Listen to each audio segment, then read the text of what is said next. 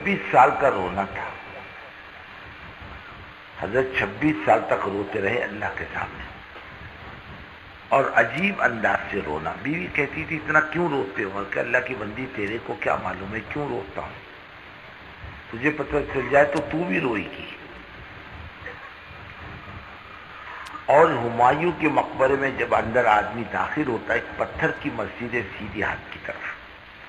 ابھی تو آبادی ہو گئی، پہلے ویرانہ تھا یہ پورا علاقہ، ابھی تو آباد ہوئی ہے یہ اطراف کی بستیاں، ورنہ سب جنگل تھا. لوگ دن کو جاتے ہوئے ڈرتے تھے. ایک اللہ دیا جو تھا میواتی، اس نے جنگل کا ٹھیکہ لیا تھا. وہ جنگل کے ٹھیکے کے اندر لکڑیاں کاٹ کے جمع کرنا، اور اس کی نگرانی کے لیے خود رہتا تھا. رات کو اس نے 2 درخت کے بیچ میں جھولداری ڈال دی تھی، اس میں رات کو سوتا تھا، نیچے نہیں سوتا تھا، کوئی درندہ تکلیف دے. وہ رات کو آدھی رات ہوئی کسی کی رونے کی آواز سنتا تھا، کب تک؟ صبح صادق تک. اور رونے میں عجیب بے چینی، درد، کڑھن. اس کو ڈر بھی لگتا تھا کوئی جنات تو نہیں. بہت ہمت کی ایک مرتبہ کہ آج میں تحقیق کروں گا یہ رونے والا کون ہے. کہ جب آواز بند ہوئی تو میں اپنے جھولداری سے کود کر نیچے اترا اور جا کر ایک طرف کھڑا ہو گیا دیکھوں کہ کون ہے. میں نے دیکھا کہ وہ ایک بزرگ ہیں، میرے سامنے سے گزرے اور اپنے دامن سے اپنے آنسوں کو پوچھتے ہوئے گزرے. وہ حضرت مولانا الیاس صاحب رحمۃ اللہ علیہ تھے. بہت روتے تھے. شیخ نے لکھا ہے نا، میں نے چند رونے والے بزرگوں میں حضرت کو بھی دیکھا ہے. رونا بہت. ایک فرماتے تھے میرے والد صاحب، ایک حضرت مولانا مدنی رحمۃ اللہ علیہ، ایک حضرت مولانا الیاس صاحب رحمۃ اللہ علیہ. یہ بہت رونے والوں میں تھے. ایسا جیسے ماں بچے کو مارتی ہے اور بچہ کبھی ادھر گرتا کبھی ادھر گرتا، بس یہی انداز سے رونا تھا.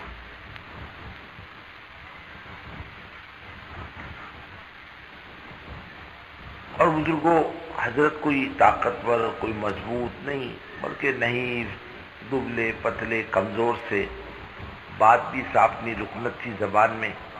لیکن اللہ تعالیٰ کام لیتا ہے فکروں پر، اور ہماری ہر چیز اللہ کے دین کی محتاج ہے. اللہ کا دین ہماری کسی چیز کا محتاج نہیں، ہماری ہر چیز دین کی محتاج ہے. دین ہماری سب چیزوں سے مستغنی ہے. وہ تو دینے والا ہے، لینے والا نہیں ہے.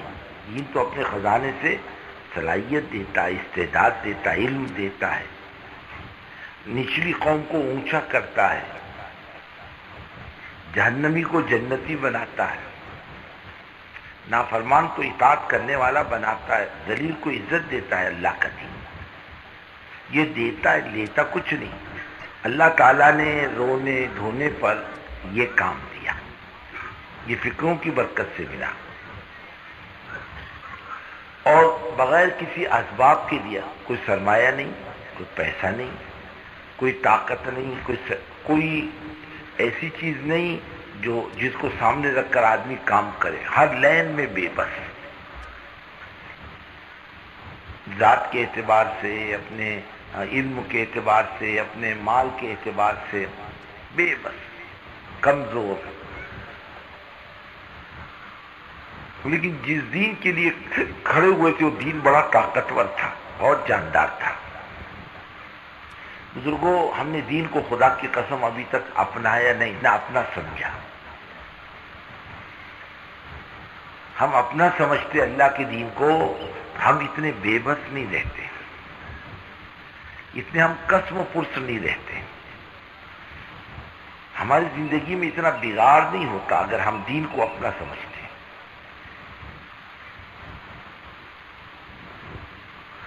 ہم فضائل کی کتاب میں پڑھتے ہیں، اللہ والوں کے واقعات پڑھتے ہیں، صحابہ کے واقعات پڑھتے ہیں. انہوں نے موقع آنے پر مال چھوڑ دیا، دین نہیں چھوڑا. باغیچہ دے دیا 2 رکعت نماز کے مقابلے میں. ہماری سمجھ میں آتی بات؟ حضرت اس باغیچے سے تو نماز گڑبڑ میں پڑ گئی تھی میری. یہ باغیچہ اللہ کے نام پہ صدقہ ہے۔ سوچنے کی بات ہے 2 رکعت کی کیا قیمت، لیکن ان کے نزدیک قیمت تھی۔ ان کے لیے جان کا دینا آسان تھا۔ حضرت سمیہ رضی اللہ تعالیٰ عنہ جان دی لیکن ایمان کو نہیں چھوڑا، یعنی دنیا چھوڑنے کی چیز ہے، ایمان نہیں چھوڑیں گے۔ حضرت بلال رضی اللہ تعالیٰ عنہ نے مار کھائی، برداشت کیا، ایمان نہیں چھوڑا۔ حضرت عمار ابن یاسر رضی اللہ تعالیٰ عنہ باپ بیٹوں نے برداشت کیا، حضرت خباب نے برداشت کیا، مار لو جتنا مار سکتے ہو، ایمان دینے کی چیز نہیں تو ہمارا اصل سرمایہ ہے، اور ایمان پر تم کنٹرول نہیں کر سکتے، بدن پہ کنٹرول کر لو گے، اور ایمان پر کوئی چھین سکتا ہے ایمان؟ نہیں، کوئی لے بھی نہیں سکتا، جان لے سکتا، لے لے چل مال لے لے۔ ہجرت کے موقع پر وہ صحابی نے مال چھوڑ دیا، اگر اللہ کے راستے میں جانے سے روکو گے نا، دیکھو میں بھی دیوانہ ہوں، اکیلا مروں گا نہیں، 2-4 کو لے کے مروں گا، چھوڑ دو گے، جانے دو گے، میرا اتنا مال ہے، اتنی باندیاں، جاؤ مدینے میں مکے میں جا کے لے لو۔ انہیں کہا ہے یہ آدمی دیوانہ، مرے گا بھی اور مرے گا بھی، چلو مال لے لو، چھوڑ دو۔ یہ آئے مدینے میں، حضور پاک صلی اللہ علیہ وسلم نے دیکھ کر مسکرا کر فرمایا بہت اچھا سودا کر کے آیا ہوں، ومن الناس من یشری نفسہ ابتغاء مرضات اللہ، جو اپنے آپ کو بیچ دیتے ہیں اللہ کی رضا کے واسطے، اللہ کے دین کے لیے سب کچھ چھوڑ دینا، یہ اصل ہے۔ ملک مال کی قیمت کیا ہے؟ لوگ عہدوں کو مرتے ہیں، مال کو مرتے ہیں، نہ جانے کس کس چکر میں لوگ پڑے ہوئے، وہ بھی نہیں ملتا، پیسوں کے چکر میں پڑتا، دے دو اللہ کے نام پر، یہ ہے یہ ہے، یہ لوگ اس کو دیتے تھے، چلو بس 10 لے جاؤ، 5 روپے لے جاؤ، چلو جاؤ، یہ پیسے مانگتا ہے، لوگ نہیں دیتے، آگے پیچھے کرتے ہیں، عہدہ مانگتا ہے، لوگ آگے پیچھے کرتے ہیں، اور وہ لوگ دین کے لیے پیسہ بھی چھوڑتے تھے۔ حضور پاک صلی اللہ علیہ وسلم پر بھی بہت مال آیا، مدینہ تشریف لائے نا تو مال آیا، یہ نہیں کہ نہیں آیا، زکوٰۃ کا مال آیا، مال غنیمت آیا، خمس کا مال آیا، صلح کا مال آیا، سارے مال آئے مدینے کے اندر۔ لیکن ذرا بتلاؤ یہ مال کیا کیا آپ نے؟ گھر بنانے پر لگایا، مسجد بنانے پر لگایا؟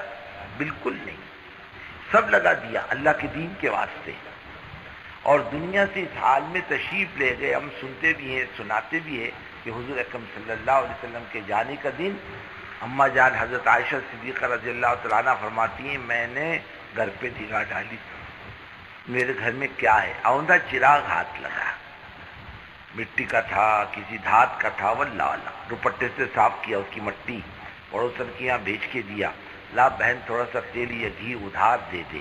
حضور پاک صلی اللہ علیہ وسلم کی طبیعت اچھی نہیں ہے، لوگ دیکھنے کے لیے آتے ہیں، اور ہمارے گھر میں اندھیرا ہے، کم سے کم چراغ کی روشنی میں حضور پاک صلی اللہ علیہ وسلم کی عیادت کر لیں دو۔ فرماتی اس دن گھر کا چراغ جلا ہے جس دن حضرت محمد صلی اللہ علیہ وسلم کی زندگی کا چراغ بجھنے والا تھا۔ کہاں گیا سارا سرمایہ؟ سب دین کے لیے۔ ہمارا رونا یہ ہے، ہمارا سرمایہ جو دین کے زندہ کرنے پر، اسلام کی سرسبزی اور شادابی پر لگنا چاہیے، وہ سرمایہ مسلمانوں کا مسجد کے بنانے پر، عمارتوں کے بنانے پر لگتا ہے۔ اسے کائے پہ لگنا چاہیے؟ اسلام کے زندہ کرنے پر۔ ارے اسلام زندہ ہوگا تو کچی مسجدیں بھی سرسبز و شاداب ہوگی، اور اسلام زندہ نہیں ہوگا تو پکی مسجدیں بھی گدھے لوٹیں گے، انسان نہیں آئے گا اس کے اندر۔ امت کا یہی حال ہے۔